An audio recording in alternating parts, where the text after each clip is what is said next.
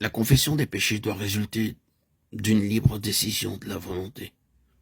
La volonté libre décide qu'elle obéira à la parole de Dieu et à la conscience par une confession à Dieu ou à l'homme.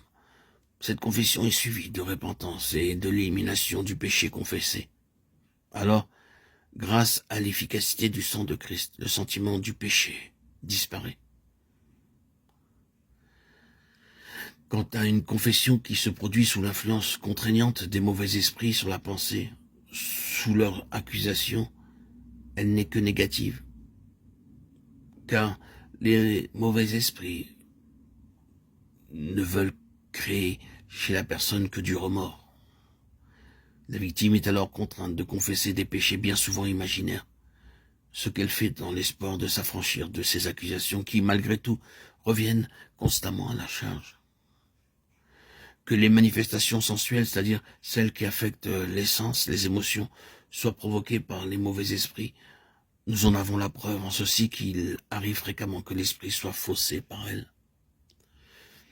Il y a souvent esprit de blâme, de jugement des autres. La vision spirituelle, la mentalité est faussée, émoussée. Il y a incapacité à reconnaître l'action de Dieu.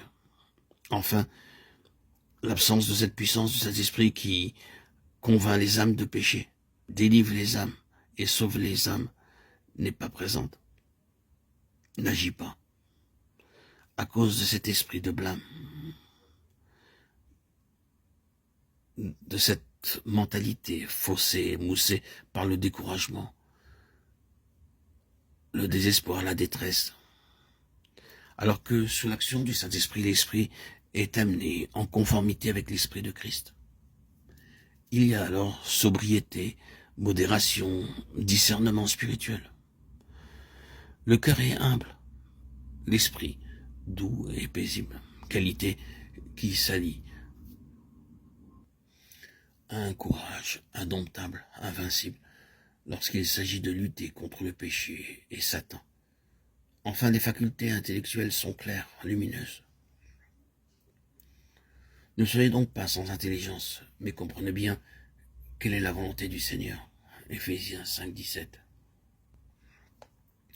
Avec la connaissance et tout le discernement nécessaire pour bien apprécier la différence des choses, afin que vous soyez purs et irrépréhensibles pour le jour de Christ. Philippiens 1, 9, 10. Amen. Gloire à Dieu. Au plus haut des cieux et paix sur la terre, aux hommes qu'il aime. À toi, Seigneur, tout honneur et toute gloire pour les siècles des siècles. Alléluia. Amen.